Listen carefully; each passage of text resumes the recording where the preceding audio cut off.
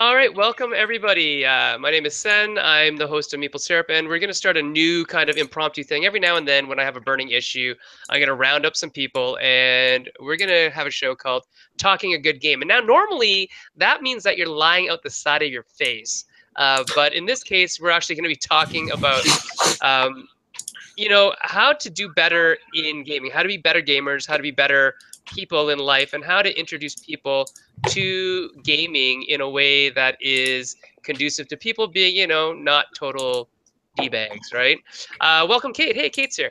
This is good. So I was Hi. just telling people, Kate, what we're doing tonight. This is sort of a new thing that I'm trying out, which is going to be a very, very impromptu type every now and then type thing where we're just going to chat about I think burning issues in gaming, whether it's video games, tabletop gaming, which is, I think, where most of my friends have their level of expertise.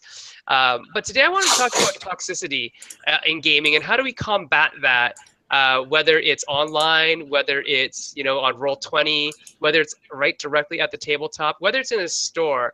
And I wanted to start out with just a story from the convention that Jesse and I were just at on the weekend. And Jesse's like, "What story? There was nothing. There might. I don't know if you noticed this, and you probably did because I saw you kind of cringing when he was talking." So Oh, Jesse and I were talking to a fellow who was next to us in a booth next to us, and he was getting all kind of he was kind of sexualizing um, Gal Gadot, really, mhm. from Wonder Woman. Yeah, I know the story. And well, of course you did. You were there. Now that I told you I what know. it was, and it was uncomfortable for Jesse, uncomfortable for me, but there were no women around, so it was that kind of thing where what do we do? What do we do about this situation where this guy is, just he's a guy who collects things, and he's like, yeah, and I got this thing from Gal Gadot, and he's like, and the story goes, what did he say, Jesse? Um, he started like saying like, oh yeah, and of course I really loved Wonder Woman because of course because she's an excellent actress, and nothing about I watched the movie with my eyes closed, and yeah, he's going So on like that. yeah, Yep, so that's yeah, right. big Correct big direction, Kate. complicate. So, and that was kind of my reaction too. It's kind of like I'm just gonna walk away from you, except you're right at the booth next to me. So I need to be armed. I can, like, for things like racial stuff, I'm really good at that. It's just because that's who I am.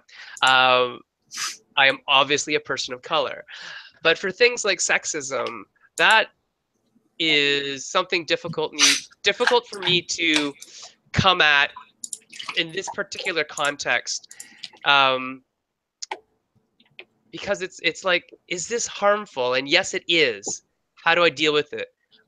What do you think, Kate? I'm gonna ask you straight up because you're kind of good at this stuff. So what should I have done? Uh, did you want to be direct or did you want to try to guide him there on his own? I think, well, give us both methods. I think both methods are totally appropriate at different times, right? So All right, so if it were me and I was sitting at a booth and the dude beside me was sexist, I'd be like, wow, that's really gross, and continue about my day. okay. If I wanted him to get there on his own, I'd be like, I don't understand. What do you mean? And keep asking him questions until he had to flat out tell me he was referring to her as sexualized. And then I'd be like, oh, so you were just being really gross. Right. Okay. And I think that is great advice. Like, to make them actually, instead of the nudge nudge wink wink, to actually verbalize their kind of grossness, right? Yeah. I mean, if anyone is offended, it's considered offensive, right? Ideally, you don't want to make them feel. I don't know. It's complicated because if you don't want to make them feel like crap about it, then you're supposed to call in and be nice and pull them aside and be like, "Hey, BT Dubs, did you know that's encouraging sexism in gaming?" But that's putting the emotional labor on people who shouldn't be doing the emotional labor, and so Yeah. Well, in this case, I don't know. I think Jesse and I are pretty capable of doing the emotional labor. It's just Yeah. I was at a real loss of words, real loss for words, Yeah. and I thank you for for giving me some more words. And I've read you right. I've read that. Yeah, I've read it when you've written it before, but I didn't internalize it until now. That yeah, those are the words that I should be using. Alistair, I know that you do a lot of online gaming, and is that your cat? Yeah. Yeah, I know that you do a lot of online gaming. What is your sense of the levels of toxicity in online gaming compared to face kind of It's tabletop gaming? I don't really tabletop game a lot. I've been playing like Star Wars Rebellion with Jeff, but not like socially really.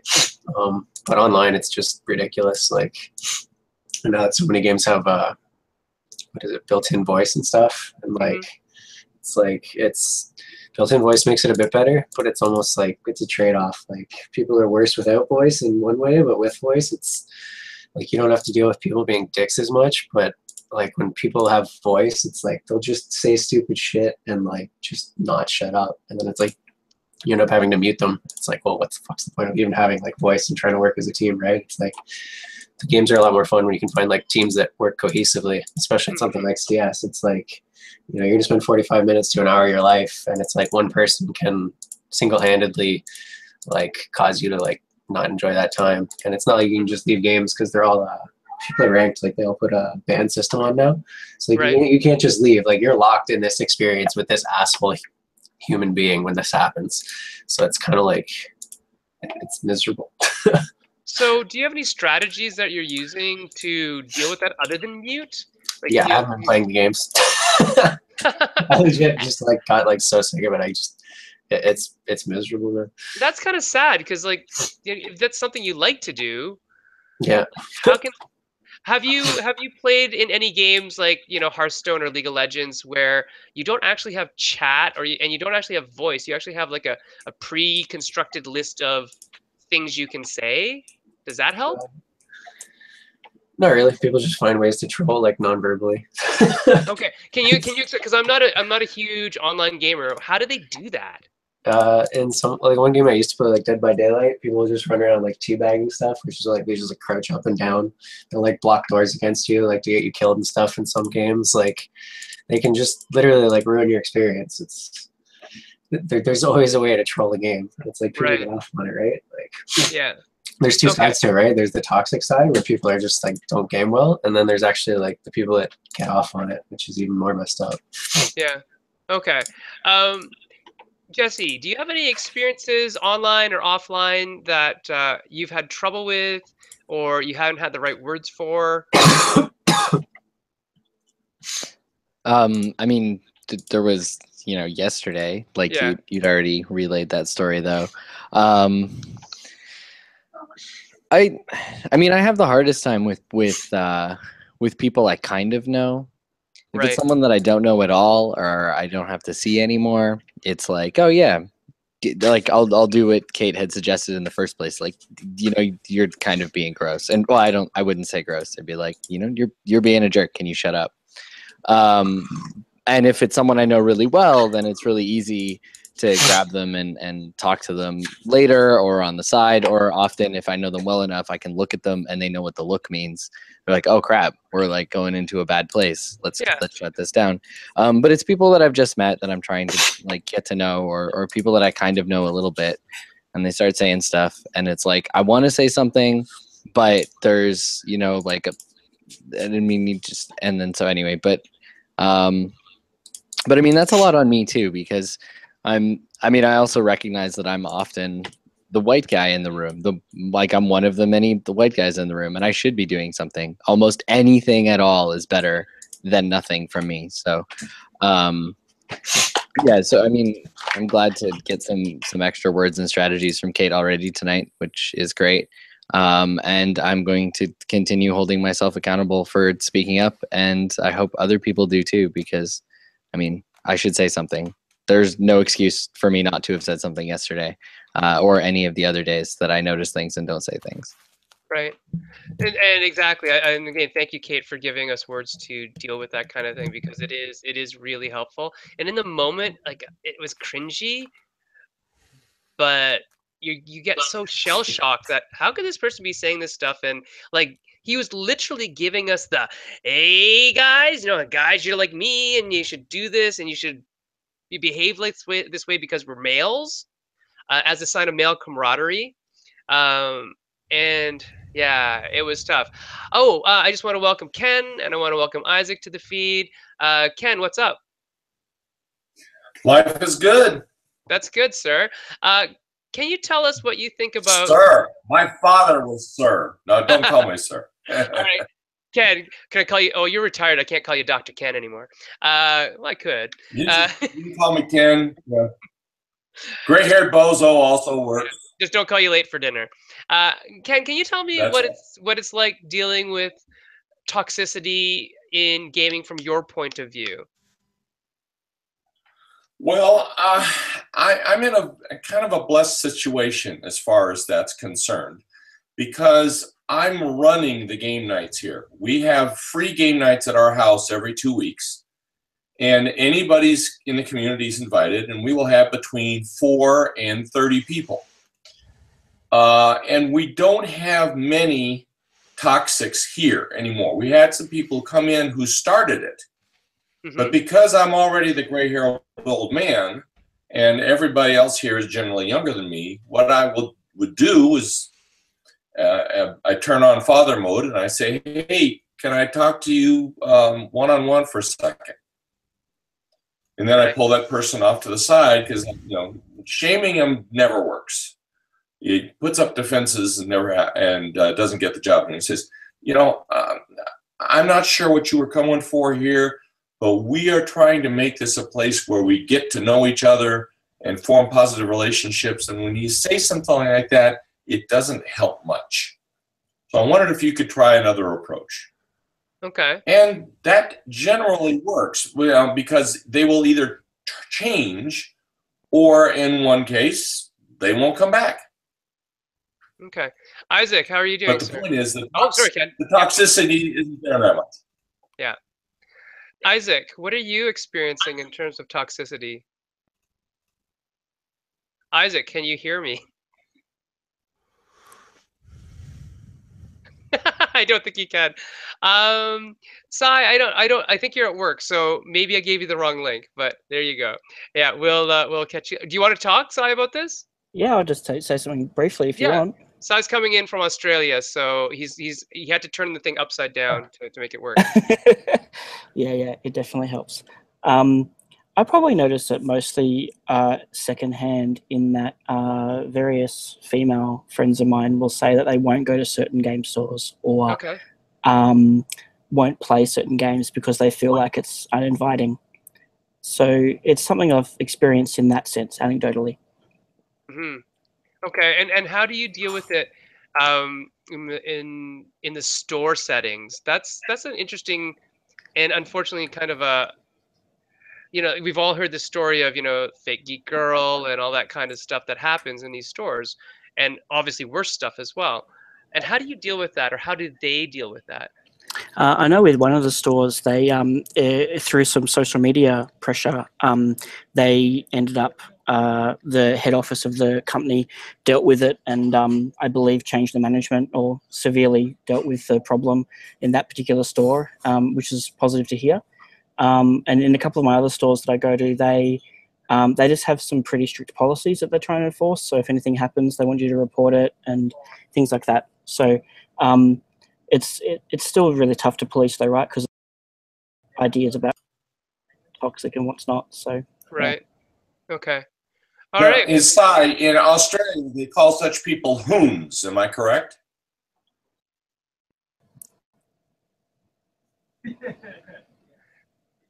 Yes.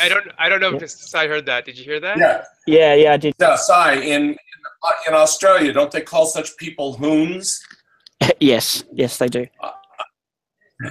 Yes, I was fascinated when I visited Australia, and on the news they would describe people like that. And it's a great word. Yeah, it's normally for people who are driving crazy. Oh, okay. Yeah. Oh, okay. I have heard that. Well, in a gamer, they're driving everybody else crazy. That's true. Yeah. Kate, can you tell me, have you heard anything about stores or game playing spaces that are regularly set up game playing spaces that have policies against, to combat toxicity? I don't really do much play in our local gaming stores because they're full of kids. Okay. So I don't tend to play in those spaces. I don't know whether or not face-to-face or 401 has any policies in place. I don't trust that Harry T does, given Harry T.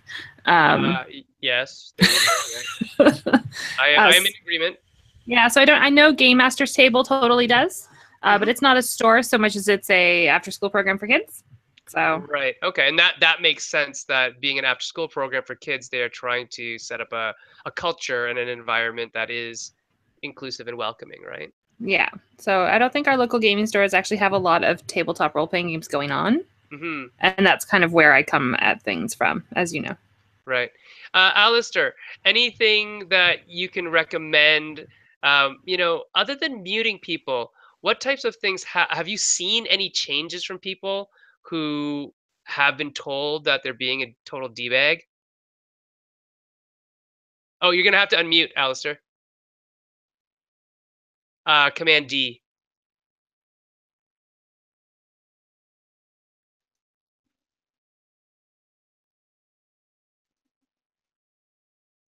One second, I'll see if I can unmute you.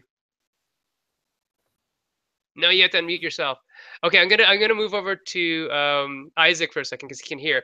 Alistair, right at the top of your screen, there should be a mute and unmute. There we go. There you are. Okay, good. So, have you seen people change in how they behave after they've been called out or called in? I don't know. It's honestly like my roommate has like friends we used to play with, and some of them it's just like ingrained in them. It's I don't know. I've had one friend I played with kind of semi-consistently, and held like long periods where it's like I'll play with them and it's fine, and then I don't know, like ticks sometimes and sets him off, but it's like literal like anger management, because I could play with him for weeks and it would be fine, and then just one game he'll just like start going off, and I'll just stop playing with him for like months because I'm like, I'm not gonna game with you when you're like that. Like it's a miserable experience, right? Right. So I think it's basically like kind of anger management stuff almost. It really is just like people might be able to like work on getting it under control, but it's something that's always going to be an issue, because I don't, as someone who's like you, I don't really, get in fights or get quick to anger. We do jiu-jitsu, but we don't get in fights. It's like, I don't have a problem. We have good impulse control, and I guess some people don't. Yeah. But I think it boils down to that, like, because a lot of the people are like nice people. It's not like some of your friends were saying. It's like, you're trying to get to know some of these people, and you see them in so many aspects of life, and you're like, they seem like good people, and then you see like one side of them when they're gaming or something, and it's like, how is this the same person? Like, yeah, some of that competition can bring out a real ugly side of people, right? Yeah. Isaac, welcome to the show, and you can hear. Thank you very much, Sen. Yes, I feel like I'm coming in very much in the middle, so please catch me up. We're just basically talking about toxicity in gaming and what some strategies we were using for it. I started off the show with explaining that, Jesse and I had a situation the other day at a con where there's something really kind of creepy that a guy said to us, and we didn't have the words at the time to deal with it. And Kate talked to us about how to get people to explain what they mean by that. What do you mean by what you're saying? And then it can kind of get them to talk themselves into realizing that, they're being a little bit creepy, right? And then Ken was talking about how to manage, a game night at home situation. Alistair was talking about toxicity in video gaming, and there's a lot of stuff going on that I think. Sai was talking about store policies in Australia, and I think there's a lot of stuff we can do in order to get gaming to a better place, because I have a hoot. I love playing games.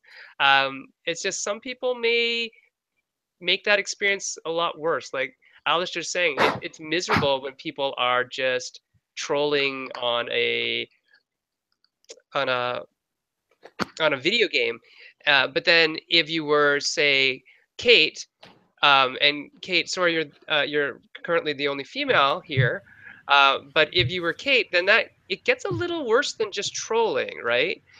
Because if you're being called, pejoratives that are related to female body parts or things like that, then it gets beyond just trolling. We're talking about some pretty hurtful things that people say, right? Did anybody see the recent thing that PewDiePie said on a live stream? Yeah, did anybody know about that? Yeah, I heard something about it. Yeah. So this guy, PewDiePie, is the most watched person on YouTube. 100% guaranteed. He makes millions of dollars off of views on YouTube, and he dropped the N-bomb in the middle of a stream of Player Unknown Battleground, and then he apologized for it as in like, oh, I was angry. Just came up because I was angry, and that kind of stuff shouldn't be excusable, especially from somebody who is ostensibly a social media superstar, but then also a guy who is, if you've seen some of the other stunts he's pulled, not very, not very much of a person who I think is there an opposite of reprehensible? Like, is it prehensible? I don't know, but Well, yeah. Sen, I want to reflect back that, Yeah. to my mind, PewDiePie is not the cause of toxicity, right? Oh, He's no, he's another symptom, and what we're seeing is that in unmoderated environments, it becomes this self-selecting group of people who are either enjoying the permission to be toxic, or who are willing to accept that as the cost of entry. And so you sort of get this self-reinforcing environment that's extremely difficult to clean out. I think that the question of how we keep toxicity out of gaming needs to start from not allowing those kinds of environments to take hold at all. I mean, I remember the game night after the election. So the election was, Tuesday in America, and then Wednesday night's our normal game night. I live in Connecticut, a very liberal state, and nearly everybody at the game store was a Hillary voter who was, pretty crestfallen from the results. But a good friend of mine was a Trump voter, and there was somebody who was just being abusive to him. And this guy doesn't need my help. I mean, he's a man who can take care of himself. But I felt like it was inappropriate to allow, regardless of which side you're on, that kind of environment to exist. One in which somebody's political feelings, one way or another, could be a reason to kind of single them out and make them feel uncomfortable at the game table. And I kind of said, hey, Chris, not everyone voted the way you did. Let's take a step back. Let's play a game if we want to play a game. If you want to argue, go to the bar, have an argument. That's not what this is for. Okay. So Jesse has, just because he's into this kind of philosophical debate, can you tell us what you were talking about in the feed? In the chat. Yeah. So as Isaac was talking there, I mentioned in our little internal chat here that there's a distinction that can be made between toxic behavior and a toxic environment, where you can think of a toxic environment as any kind of environment or arrangement that allows or permits or encourages toxic behavior. It's a place where people can come in and they have some kind of permission or allowance to be toxic. And it's valuable to make the distinction between the behavior and the environment that allows or encourages or permits that behavior, because it affects where we take action and what kinds of actions we take. So if you're trying to, a lot of what we've been talking about so far is addressing toxic behavior, that in terms of specific individuals or specific instances or specific patterns of behavior, and how do we engage those people in those moments,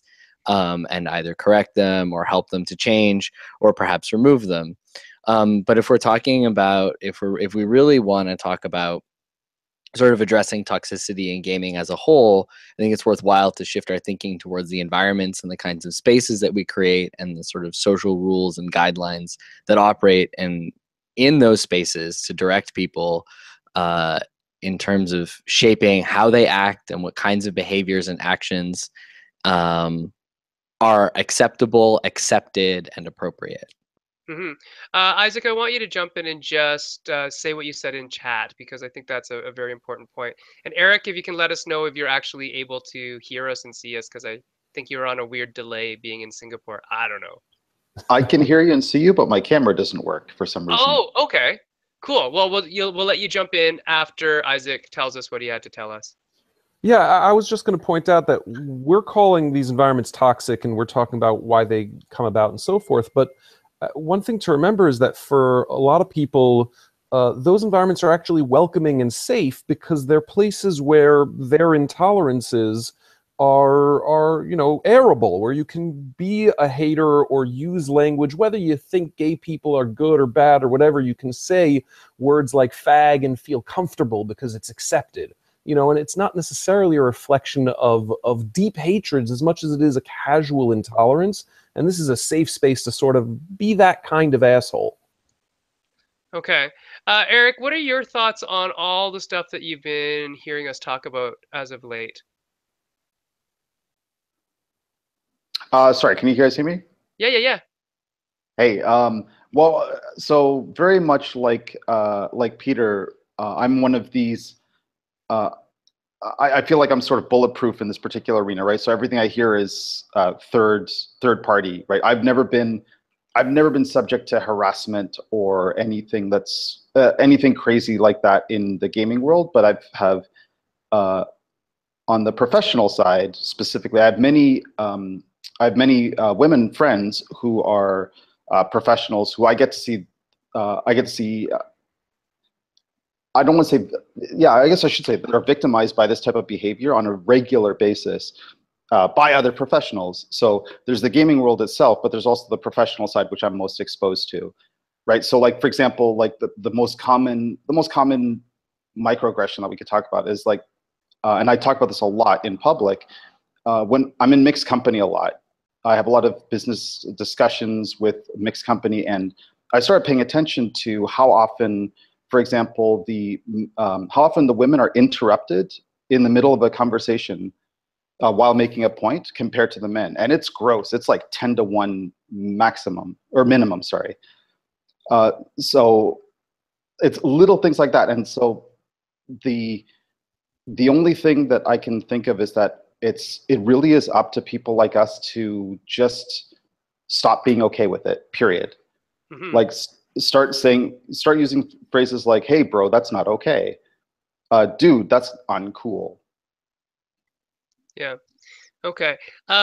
Kate, I wanted to get your impression of how do we create like space? Is it a moral quandary to say we are intolerant to intolerance? And how do we create those spaces?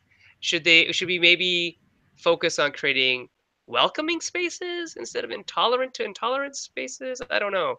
I want your opinion though. I think in creating spaces, you have to be very careful what you mean when you say you're creating a welcoming space, because there are going to be people who have all the privilege who are going to be like, you're censoring me if we tell them they can't use racial slurs. Do I care that they feel censored? Not particularly. And in terms of creating spaces, because I run with a team, Toronto Area Gamers, which is a group of 2,500 people. I'm on the admin team for Break-In, and I'm one of the organizers of RPGs at Fan Expo. So I do a lot of community organizing, and it just comes down to where your values sit. We try to make it welcoming, and that means making sure you have people on your admin team and people who are your volunteers that people recognize as self. So you can't just have a bunch of straight white guys as your GMs. It's not going to work out for you. And you need to make sure minorities are on your admin teams as well, so that it's not just like all the people with power trying to pretend it's an inclusive space, even though they're not helping those people climb the ranks and become the people in power. Okay. So that's, to me, that's how you build that space, is you find people that are awesome, that don't look like you, and you give them power. You're like, here, I don't need this. I got lots. Please have some. And then they make the space that they want to see because that's safe for them. That's a really good point. I think that kind of goes along with what Eric is saying as well, in terms of, if we want to amplify voices, we need to step aside and let those voices be heard, right? There's a couple of things going on in the feed about just, well, agreeing with Kate, which is great, but also, avoiding talking about politics or religion. Ken, I want to ask you that question because I know that you are very, very much a man of faith. Um, and what is your thoughts about that? Is it toxic to talk about religion or politics? Isaac already brought up politics. I'd like you to maybe address religion. What do you think, Ken? Well, I think as long as you're doing it as conversation and you're interested in each other, I don't think it's toxic at all. When it gets in the way of playing the game, it is a sort of analysis paralysis. You're taking time away from the game interaction to say, "Hi, what I think is more important than what your time is when taking your turns," and then then it becomes toxic. My faith view is that everybody has a right to say their faith view, and so that's what we model here.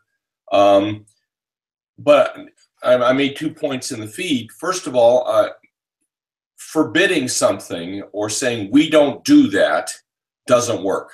It builds walls. Mirroring the effects of what they say works. To say, when you say that, you make all these other people feel very uncomfortable, and we're not here to make people uncomfortable. Can you maybe find a different approach? Then you're giving them the power to correct themselves, and we've been very gratified at how that's worked. I have a special needs kid who, when he was 4, came to church every day and said obscenities to see how badly he could disrupt the service. And he came and got congratulations from 3 other players from playing well and winning just last month, because this is a space for learning how to play well with others. And we model that. Part of the game, part of the meta game, is learning how to play games. Right. And doing it in a mutually respectable way. Okay. If I can, no, keep going. If I can make one other point, this morning I'm working on some videos for a game, and 2 of the characters are people of color.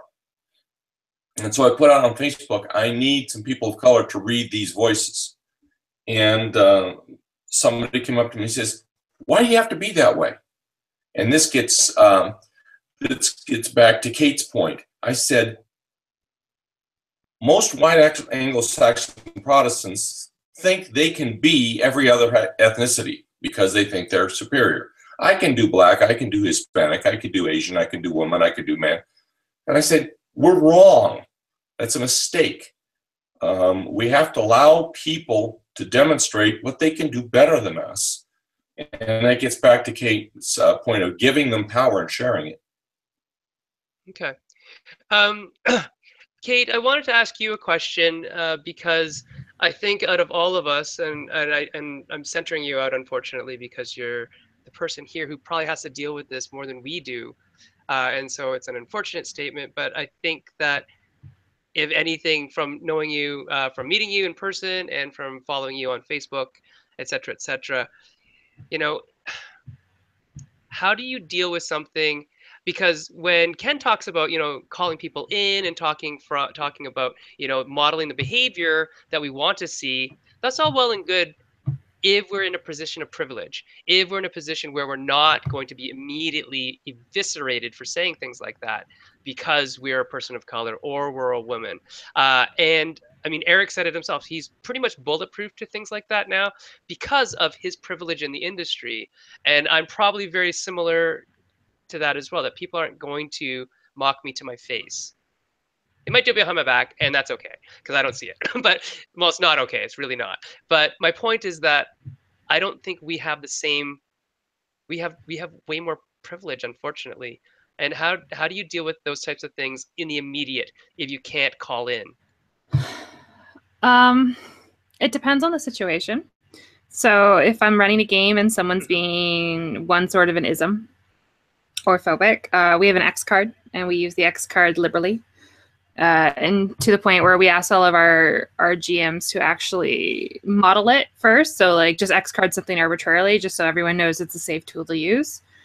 If I'm in a moment and someone's being directly sexist to me, if I have to keep knowing them, like if it's a bridge I can't burn, then I have to take it and try to talk to them later, usually like separately from the group. So I have to call in with them and try to explain how what they said was hurtful and how it's not particularly okay.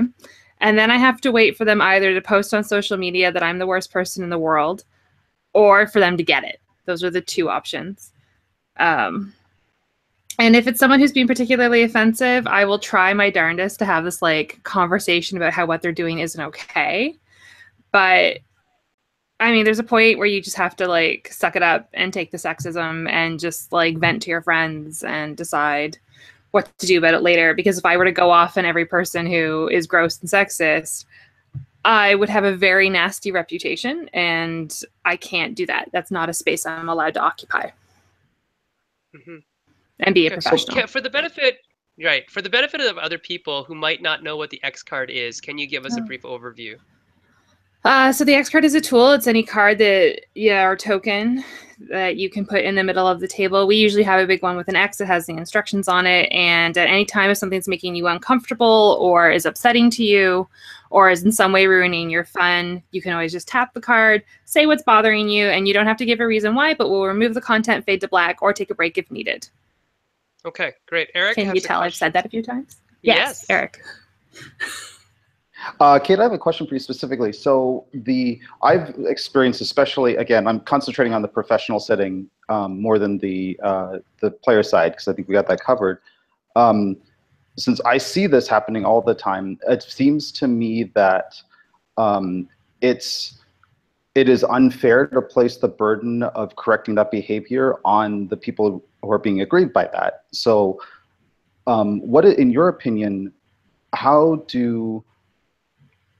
tools can we have, like we being dudes in the industry, what tools can we use to call each other out without, in that particular situation, without necessarily like white knighting or being chauvinist or overly protective, that kind of thing? And that's the pitfall I find for a lot of really great allies is so one of my co-team is Rob Dabold, who's fantastic. He's amazing. But if he were to step in when someone was being sexist with me, he would look like he was interrupting and becoming the white knight or trying to, air quote, save me. And it's this really precarious position for a lot of allies. And I think that sucks that we're not even allowing men now to talk to men because there's this whole like terminology around it and it's not fair.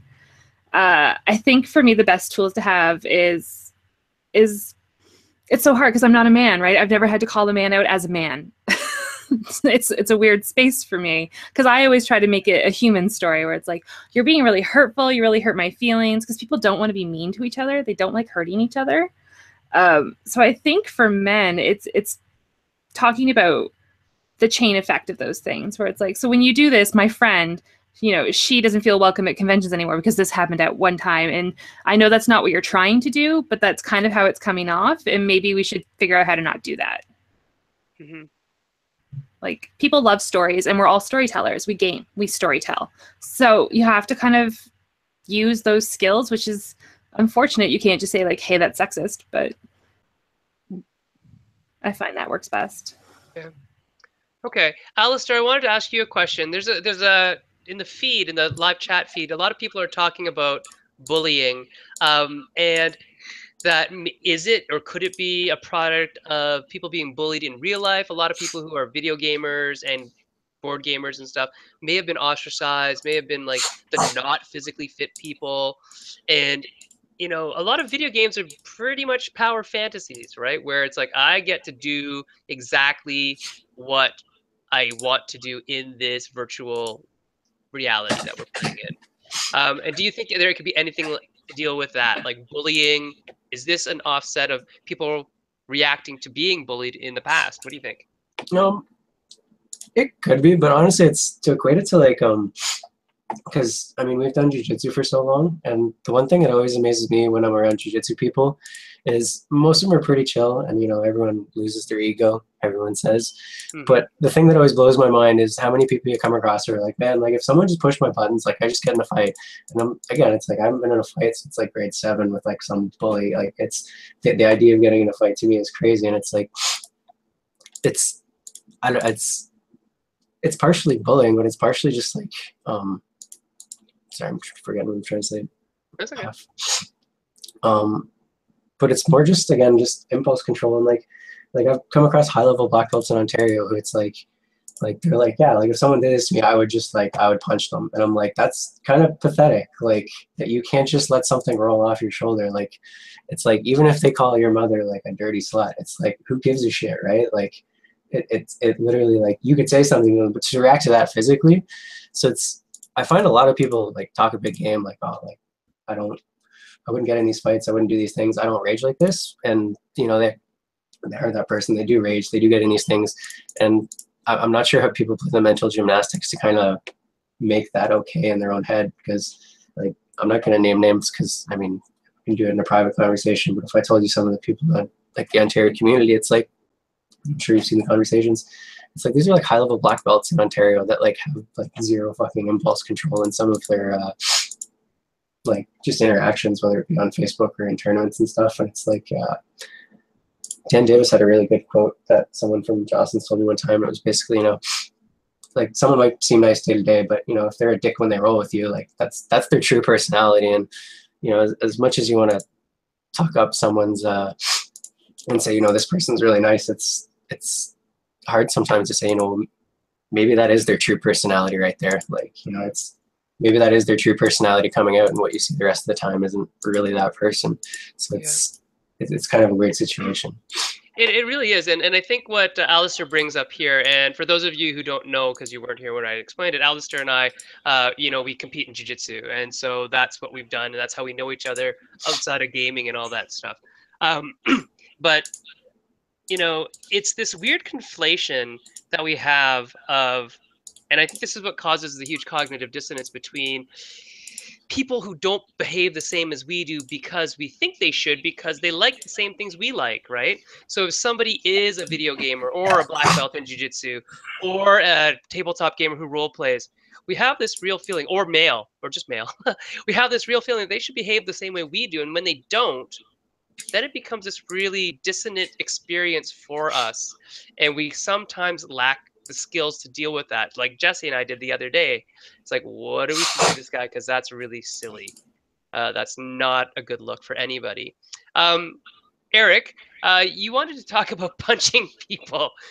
Let's go to punching people.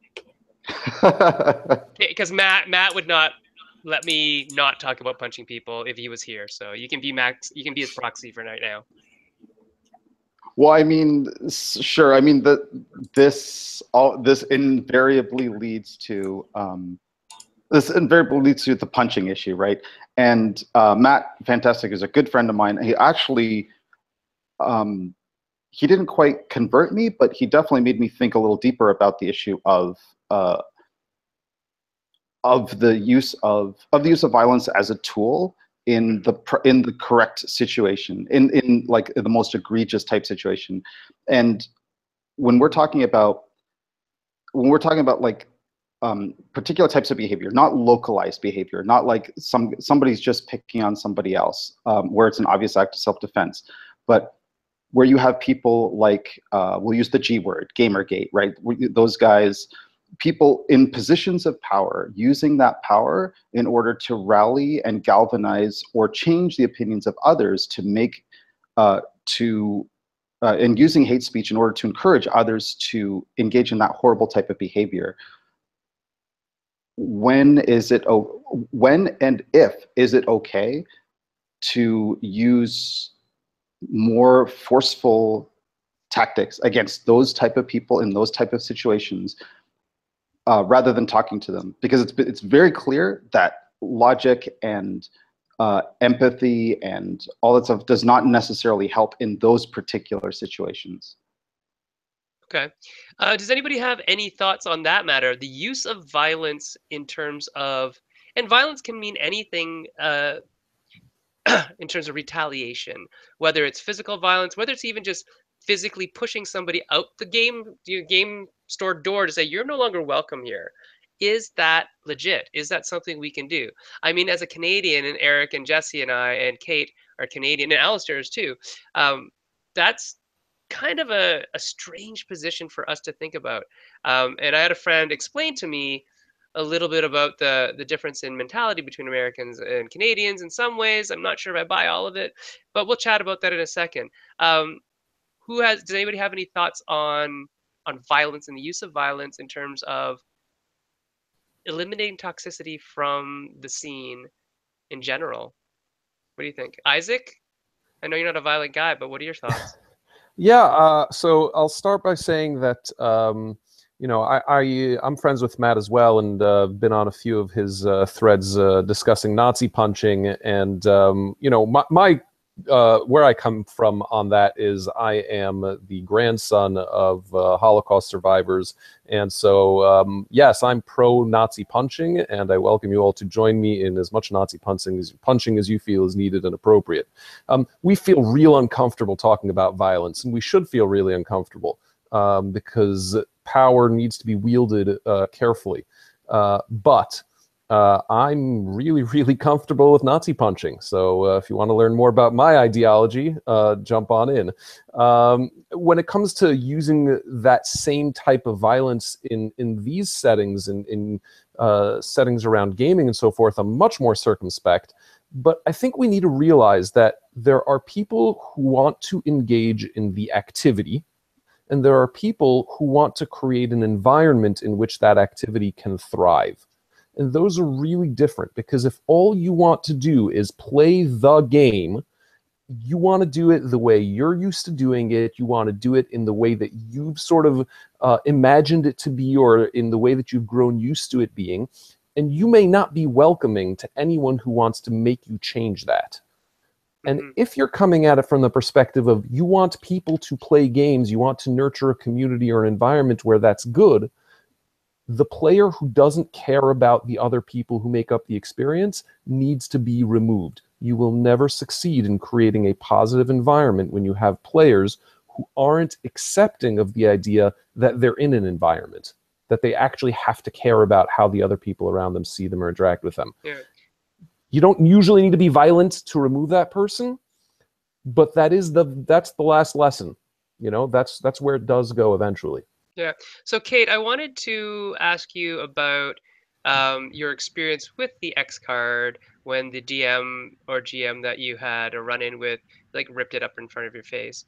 And before we get to that, I want you to ask. I know you're laughing at me because you're like, "San, come on."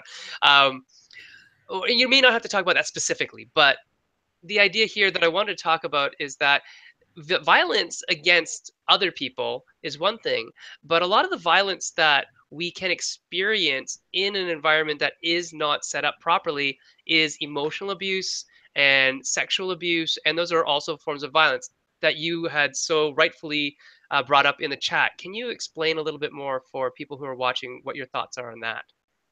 Oh man. So when we're talking here about like punching Nazis and forcibly removing people, we're talking very specifically about physical violence, and not physical violence that implies sexual violence. And that needs to be clear, because when you're like, I'm in support of violence to remove people from gaming, you should be clear about what kind of violence you're referring to. But sexual violence being implied as well, because someone can imply something's going to be happening to you, and that's violent. It hurts. It's scary. It terrifies people. And emotional abuse of any kind is another type of violence we endure, right? So, like, I can talk about the guy who ripped up the X card and slammed it in front of my face if you want. That's a whole fiasco from Fan Expo that's still not resolved, and I don't know how I feel about that yet. Okay, well, you don't have to unpack that now. We can talk about that some other time, or not at all. No, That's it's cool like too. The thing about it is there's an implied violence in that behavior, right? Yes, where that's what I was getting at. A man ripped something up and 3 inches from my face slammed it down and stared me in the face and spoke very aggressively to me, stomped away, and then proceeded to speak very aggressively to me until I had him leave the premises. That's an implied level of violence. He wasn't specifically violent towards me. He didn't hit me, but he implied violence and aggressive behavior. And I find that's more what I see in gaming than actual full-out violence. I've only seen someone take a swing at an admin once. That was years ago, and we just had them escorted off the premises by security. But that was forcibly removing someone from a space, where it's like, you don't get to be violent towards us. We remove you. Right. But it's interesting that physical violence is easy to resort to, but also easy to see and correct if there are, authorities that we can appeal to. But those other ones that you talked about, the emotional and the sexual violence that is perpetrated by some people, that is the hardest stuff to deal with. Why? Yeah. Why do we think? Why is that so hard to deal with? Does anyone? Yeah, go ahead, Kate. Sorry. It's because it's immediately traumatizing, right? Like it's an attack on who you are in a way you can't prevent. So every time like a guy gets gross with me, it's a callback to all the times other people have been gross with me. And it makes me feel unsafe in a space that I think should be safe. And no one will be able to bring that safety back. It's gone. Right. Yeah. Eric, in the feed, you were talking about violence being always on the wrong side, but sometimes it's an acceptable wrong. Can you elucidate us with your words of wisdom on that one, perhaps? Well, so I'd love to pretend I have words of wisdom on that one. Right, I know. I think it's buttering you up. So I think it's worth opening the door to that discussion, right? I think that it is. I'm one of the most lefty hippie guys you'll ever meet, right? And when it comes politically, I'm about as dovish as you can imagine. However, what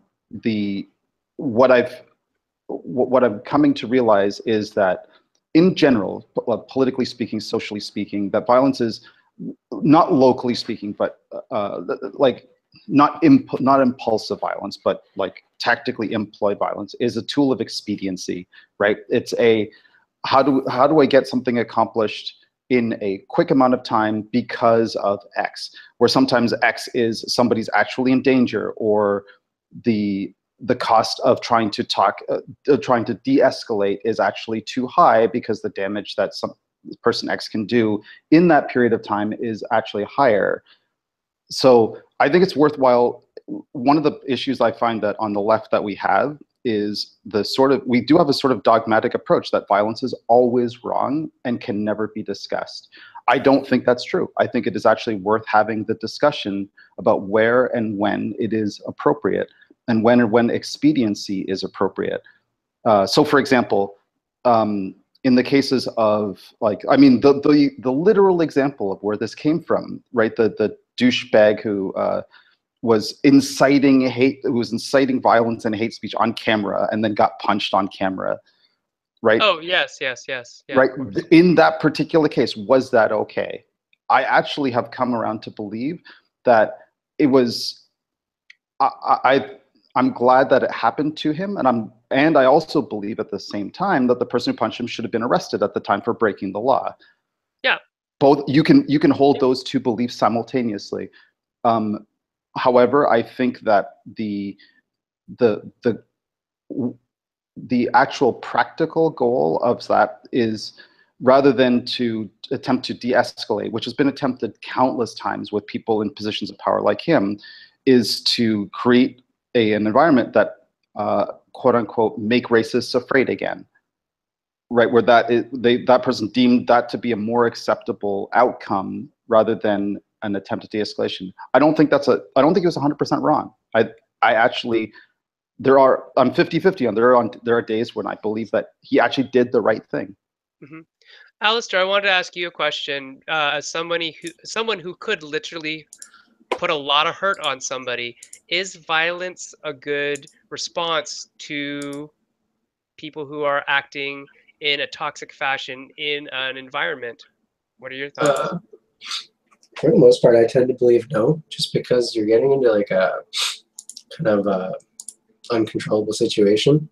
And I mean, as someone that has like morals and things in life you care about, like usually someone that's like willing to kind of get into those confrontations doesn't have as many things in life they care about. So I mean, it tends to be like a lose-lose. Like you're kind of screwed. Like you're going into a confrontation, like, you know, it's, if you have things in life you care about, whether it's, you know, family, friends, whatever, like, you know, functional body, you don't want to get hurt in an altercation. Like, you know, you're saying, oh, we're just going to remove someone, but I mean, anytime things get physical anywhere in life, like, it's extremely risky, excuse me. So, I mean, it's not just, oh, like, we're just forcibly removing someone. I mean, you never know who has a weapon. Again, you know, some people here in the States, you know, everyone has weapons and people do crazy stuff. I mean, it's, you don't know if someone just has a knife. You don't know if someone could just hit you wrong. I mean, you get punched wrong once, fall down, hit your head, like, you know, people die. It's getting in an altercation. It's much more risky, I think, than, you know, it always has the potential to escalate. Like, you never know once it starts where it's going to go. Like, you don't know how person's going to react, and it's not something that you can, you know, get under control again, possibly. You know, it's, once you start forcibly removing that person, again, they're toxic, they have rage issues, they have problems with impulse control. I mean, you're escalating a situation at that point, and you might get them off the premises, but again, you know, we're in a space where, you know, it is a lot of nerds, and it is some people, and, you know, there's a lot of maybe more outcast people that might be, you know, able to come back, and, you know, you just never know what you're going to push to someone. So it's, I don't know, I kind of lean away from the physical thing just because you never know where it's going to go. Yep. Just a quick second. I think somebody else is going to be joining us shortly, and we'll you know, keep talking for a while because it's interesting stuff and important stuff.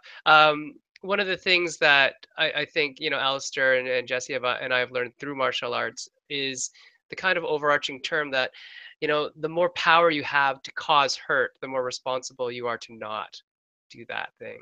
And so that's lived with me for, you know, 15 years of doing, you know, martial arts and combat sports, that we can't, like, I can literally, you know, rip your arm off, and that's not something I want to live with. So it's hard, right? It's a hard thing to say that we do these types of things. Welcome to Adrienne. Hello, how are you? I'm not sure if she can hear us yet. No, I can. Oh, great. Yeah, we can hear you now. This is perfect. Wonderful. So Adrienne is a graphic designer, game designer, who is joining the chat to talk to us about her impression of things. Ken, I know Ken wanted to start off one thing, so we'll catch Adrienne up while Ken is talking about the power that we're giving people. Ken, you're muted. There we go. Mute is off now. I can actually speak. One of the things that I'm sensing this is a reticence to use violence, oh my goodness, a sense of fear about these toxic people, because saying if we don't handle it just right, then they're going to somehow come back to us. You don't have to give them that power over you. They haven't earned that power over you. That we have law and order and authority, that's their job to be notified when somebody is, you know, performing assault and battery. And assault doesn't require anybody to touch you. You can still be assaulted verbally. And I think resorting to that, rather than assuming you have to take care of it yourself, is an important thing to keep in mind. You know, you mentioned privilege earlier. I'm a 6'2", 250-pound guy with a bass voice who has 25 years in the military. It is very easy for me to be threatening without thinking that I'm being threatening. But I have to be conscious of that, and that gets back to your point about, you know, you have more of a responsibility to be sensitive and to be caring and not jump into that police mode just because you may have socially perceived stereotypes that you're that kind of person. Adrienne, I know you're just jumping in cold here, but I wanted to ask you a question about, you know, safe spaces for gaming. What do you think some good rules are in general for anybody who wants to create a space that is less toxic, We can go all the way from a very overarching thing like Wheaton's law of, don't be a dick, which is, honestly a really good starting point. But where do we get to like very specific things? What would you like to see in a gaming environment? What would make you feel welcomed and safe in a gaming environment? Sorry, there we go. Yeah, don't be a dick is actually my religion. So I would like to see events specifically for minority groups, because this is terrible. That allows you to bring the crazies out of the woodwork and see how much work you have to do in your location, in your meta. I do some competitive card gameplay. I play Netrunner, and it's amazing when you go to different places, like how things change. My very local meta is amazing. And then as the further we branch out, it's like I carry my posse around me because I'm the only woman that plays. I'm the only woman that goes and plays competitively. So we started traveling for store champs, and it's like I take my, my people with me, which is nice because we take those ideas with us, and the more like-minded people you can have in a place, in the same place, the easier it is to kind of perpetuate that environment and get other people to be on board that would normally be that nail that sticks up gets the hammer sort of thing. Like they're not going to do that. They're not going to act out because they know they're the minority in this situation. So I think purposely having events and actually calling out that you are having an inclusive event, that you are having a zero tolerance harassment, that, like, advertise that.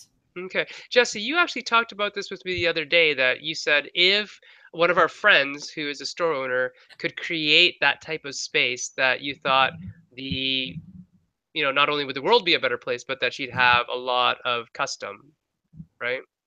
Yeah, I think that's right. I don't think that there is, or at least not that I know of. I don't get out to the one game store in London, the Game Chamber, so I don't know what their local gaming community is like. But the game spaces that are near me definitely strike me as very typical in their sort of culture and organization. And it's a lot of guys, and it's a lot of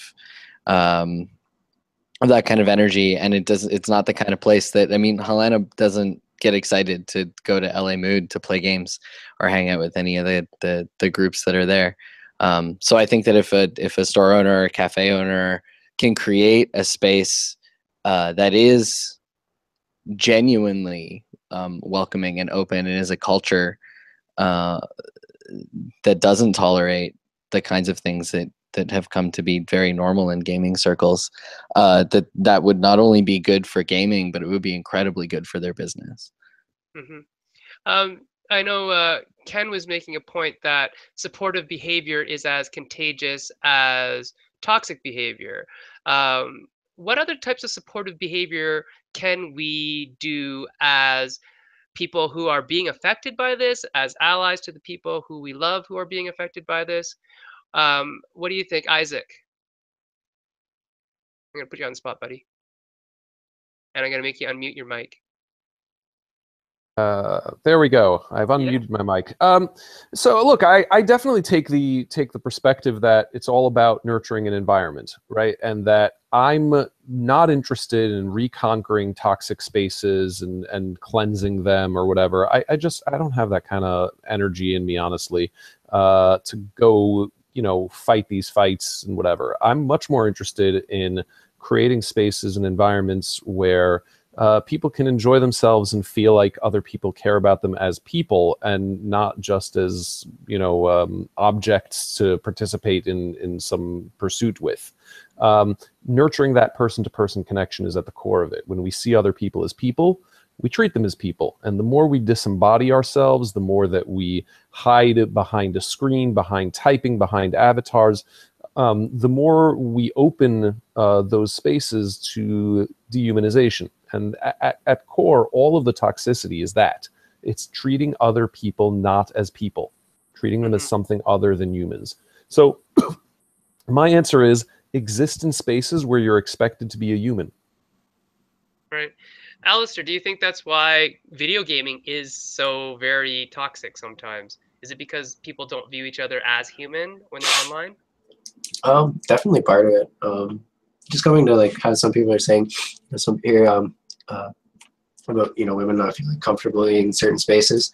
I've known multiple women who have told me like they straight up just mute their mic, like they won't even talk when gaming online. Like that's how toxic of a space they find it. So I think it really does boil down to the anonymity, but it's got to be something cultural, and it's like I said, it's everyone's like, oh, it's 2017, there's no more racism, there's tons of racism. It's 2017, there's no more sexism, there's tons of sexism. It's just become more overt. It's not as open.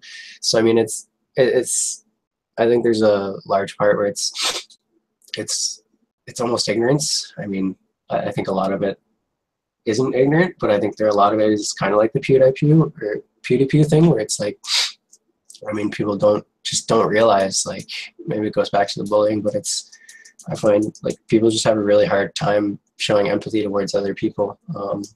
Just a personal thing. Like I know I had an issue with someone at Johnson's when I was training. I did something he didn't like, and he came up to me and he had a hard time like approaching me just to say, Alistair, you did something I didn't like, and I just wanted to tell you that. And after he told me, I was like, oh, like that's not a problem. Like I don't mind you telling me that. And again, it comes to guys being that hyper masculinity or whatever, and it's just the idea of talking about your feelings and just being able to walk up to a male friend and be like, hey man, you did something that really bothered me. And like that didn't bug me at all, but that was like a huge hurdle for him to get over, just to be able to come up to me and say something like that. So I mean, the same way you and your friend said you had a hard time at your fan expo going up and saying something to that, it's kind of ridiculous, how hard a time we have just interacting with people sometimes, regardless of whether it's the toxicity or anything. Just honestly being real and open with people sometimes, aren't maybe our closest friends that we've known for a long time, and even still it can be really, really hard. I'm pretty brutal with my roommate Steve when he pisses me off sometimes, and he always says, thank you for being honest and not just, not saying things. So I mean, you don't want to be a total asshole, but at the same time, it's people have a hard time hearing the truth these days, and I think people have a hard time being honest. And it's not that they don't want to be; there's just some weird hang up about it. It's like really hard for people to do. Okay. Eric, you had a quote from our good friend Amber, who is probably asleep right now. Do you care to share that? Oh, sure. It's so it needs a little bit of setup, Yeah. but so in the discourse between people about this topic, right? And very often, I'm sure all of us have had discussions with people where we'll bring up like, hey, your behavior was hurtful in this particular way, and you'll encounter all sorts of defensiveness, of course, right? Where it usually you end up in a situation where sometimes the person that you're talking to is more interested in not being called an ism than they are in actually not being an ism, which is one thing. But then there's a useful way to distinguish between the two. And when somebody gets really defensive about you talking about their language, their behavior, Amber's quote was, this was, by the way, she said this to me because I made a comment that I didn't think was hurtful. I thought was over the line, and I got called out for it. And I was like, really, even that? Right? And her quote was spot on. She said, like, you being able to say whatever you want is about you. Mm-hmm. If the person that you're talking to actually has an interest in rebuilding bridges, in learning that environment, that usually will stop them cold. The people for whom that will do nothing for are usually the enablers of toxic behavior, which actually require a little bit more stern or severe measures. That's interesting. So that's almost like a litmus test. To a degree, yeah. Yeah. I wanted to welcome Gil to the feed. I saw a ferret come up and then it went away, and I thought you dropped out of the feed, but there he is, the formal ferret himself. I want to ask you a question, Gil. Do you think that, the whole nature of, board game stores and how a lot of times they're not the most welcoming environments, is that why we see a rise in cafes, in other more above the street level, open glass area, more friendly food and service oriented places? for gaming than we do, you know, and we're seeing almost a decline of the friendly local game store, or the unfriendly local game stores, as it might be.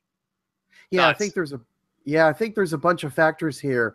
I think one factor is it really depends on the location, of course. If you're in a location that has a lot of open space, like I can go over your house or someone else's house or someone else's house, that's going to decrease the value of a game cafe.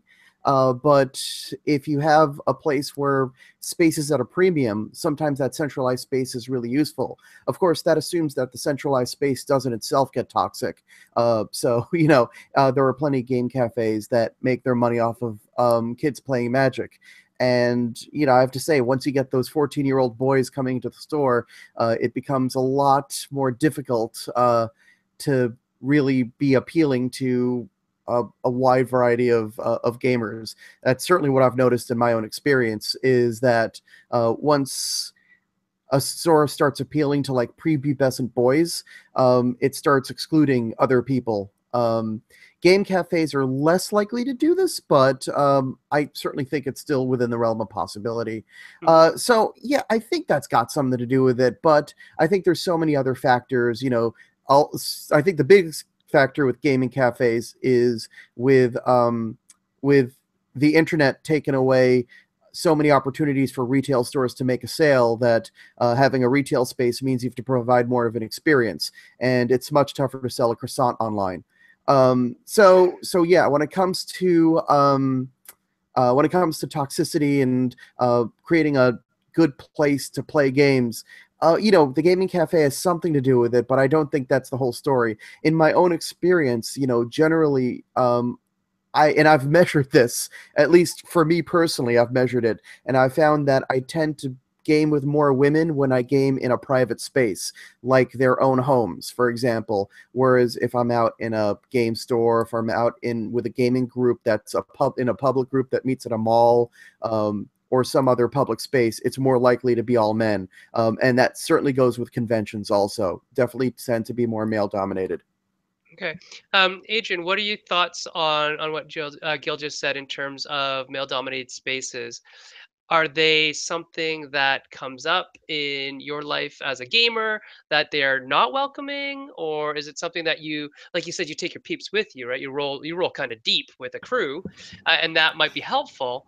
But what if you didn't have that crew? Would you go to those spaces, and if so, why? And if not, why not? And before we get to that, I just want to tell you a little story that Madbana was telling me on the chat feed of a store called Nexus way back in the day in our area, that she was competing in a jihad tournament, which is an old CCG, and the employee refused to acknowledge her placement in the tourney because of her gender. Like, no way you could have done that, because there's all these other males here that would beat you, so you couldn't have placed third or fourth or fifth or first or whatever, right?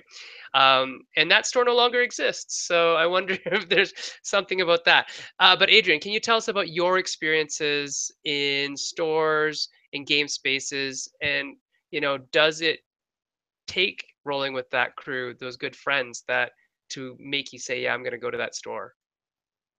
So for somewhere I haven't, am I unmuted? I am. All right, sorry. So for somewhere I haven't been before, I'm probably going to take people with me. But kind of to touch on what Ken said, I'm also 6 foot barefoot and built like a linebacker, have not a squeaky voice, and walk with confidence. I have a military dad, military upbringing. So I'm kind of intimidating to try and push around. That said, it still does happen. So store champs last year, when we were traveling, we actually had we had some people come in from all over the kind of regional area to come into our store in Memphis and sat down to play. We're getting down to the last cut, and I actually wound up playing a really good friend for first and wound up coming in second. The guy I had just beaten terribly comes up behind my friend Sam, who's the one that finished first, that I've been playing with for 2 years, and goes, yeah, I let her win and and I did this. And without missing a beat, like before my face could react, Sam turns around and goes, really, bro? You need to take that back to Jackson. And I'm like, oh my God, that's awesome. I don't even have to defend myself. So I'm very, very lucky. And I know this about my very specific meta, the store that I play at. Now, we actually is why we saddled up and drove to his store for Store Champs, and we took home every single prize. That's not necessarily the best reaction. We were nice. We were very nice. We bought stuff at his game store, but Memphis actually took every single prize out of the store pack, or the prize pack for the Store Champs from the Jackson store that we went to, because that guy said stupid things when he came to Memphis. But having a support system is really great. And actually, I met Isaac in person last year at BGG that I showed up to by myself.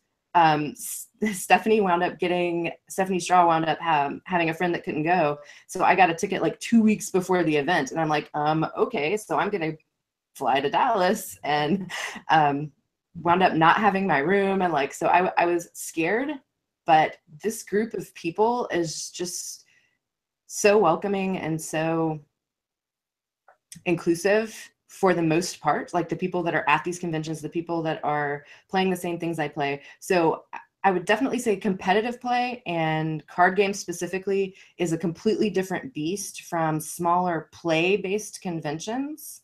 Because Gen Con's too big to ever say anything overarching. Origins is getting big enough that I think it's too big to say anything overarching. And then the more trade stuff, like the distribution shows, it's hit or miss who people have hired depending on the companies, obviously. But as far as smaller conventions that are play-based, I've never run into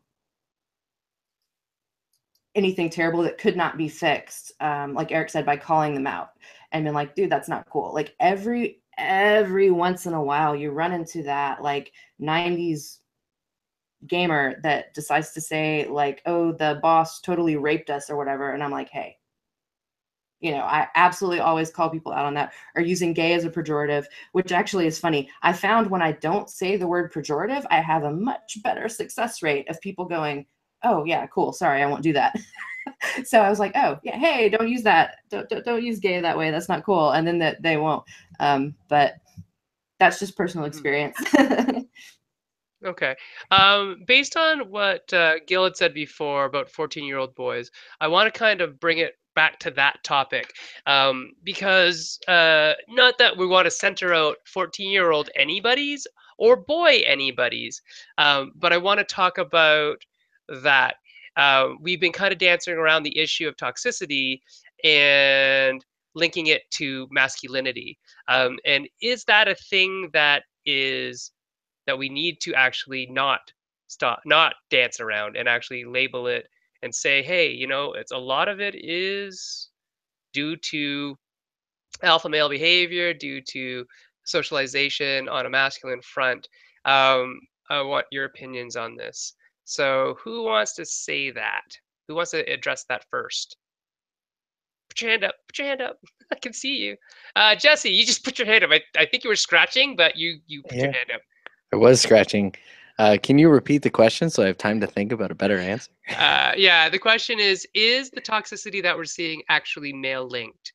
And if so, is that the target for intervention? Is it men that need to be, or young boys that need to be taught? Right.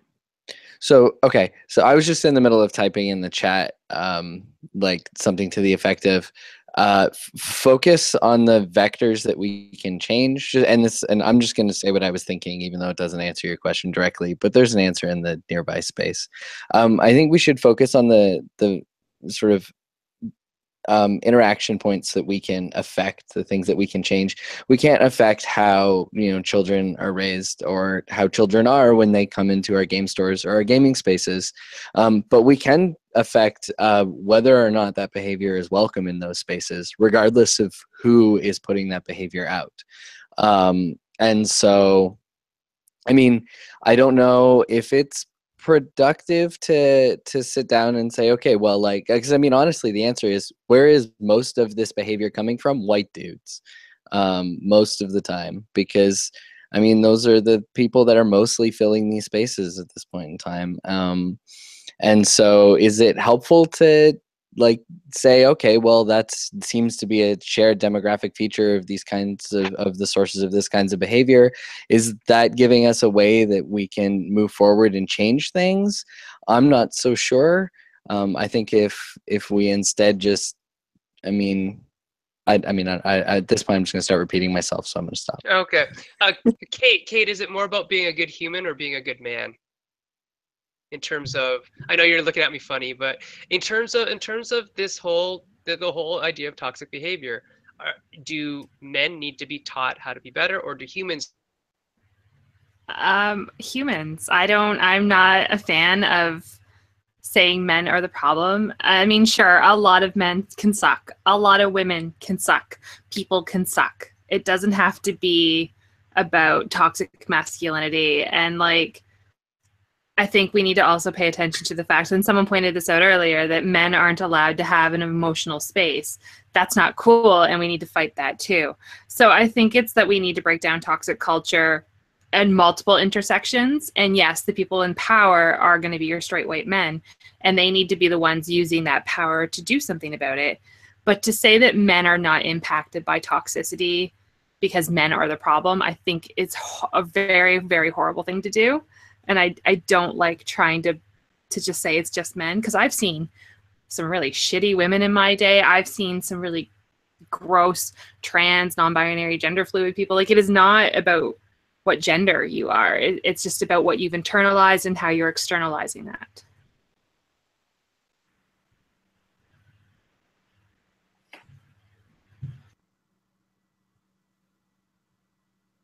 I think that was the sound of a mic drop. Have we lost Sen? Yeah. We lost Sen. It was a mic drop. It wasn't me. If you don't mind me chipping something in here. Kate, you were absolutely right on. Oh, I guess Gil can go. Gil has something to say. Oh, thank you, Eric. So I wanted to point out also that I mean, I know that I'll speak for myself. I grew up in a society that in which the straight white man is the default, and there's a lot that I kind of have to deprogram myself for, and I think a lot of people have to deal with that also.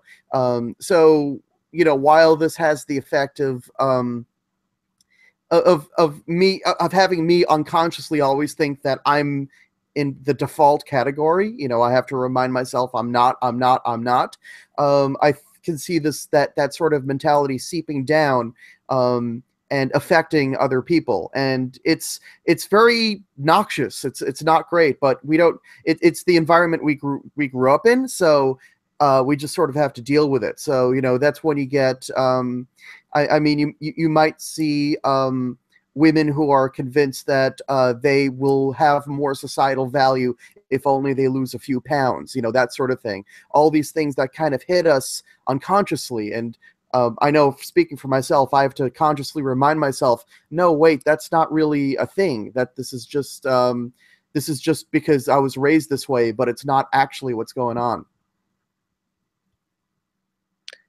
All right. So on that note, it's 12:30. We've lost our gracious hosts, and while I am a sort of kind of fan of taking over Meeple Syrup from the inside, while we currently have the power, it probably is a good idea to tidy it up there and call it a night. So an ongoing discussion is certainly needed, as well as continued action. I mean, yeah, I'm never any good at having like final words for anything. I'm an academic. I'm only trained to go on and on and on. So I think Ken had some final words he wanted to share before we end, so maybe we can let him close it up. Well, yeah, by all means, I love talking about me. No, I just point out, you know, I do not consider myself a religious person. However, I have a very strong faith. You know, I lost my wife to cancer 7 years ago, and I discovered that through my faith and the people around me, that if I can survive that, I can survive anybody trying to be a dick in my game night. So I just offer that, you know, if you accept the reality of a faith, that can empower you to solve a lot of problems without becoming a dick yourself or an authority figure. And I just offer that as a choice. All right. And we've also now had on the follow-up of that, the excellent idea of everybody just tossing one last piece of advice. Thank you, Kate. So what's your last message about this? And I guess we have an ordering of pictures across the bottom of my screen here. So I'm just going to run us through that order. And Adrienne, I think that puts you up first. I would say the biggest thing to let go of is your preconceived notions about people. Let people earn the way you treat them, but you need to give them a chance. And that, I mean, that goes for everyone. I'm not going to assume every white male is a terrible person. And anybody that's looking for me to be heels and pearls and kittens and fluffy things is going to be sorely mistaken. So I think there's a lot to be said for just let go of what you think might be and wait and see what is. Alistair, last message, parting thoughts, advice.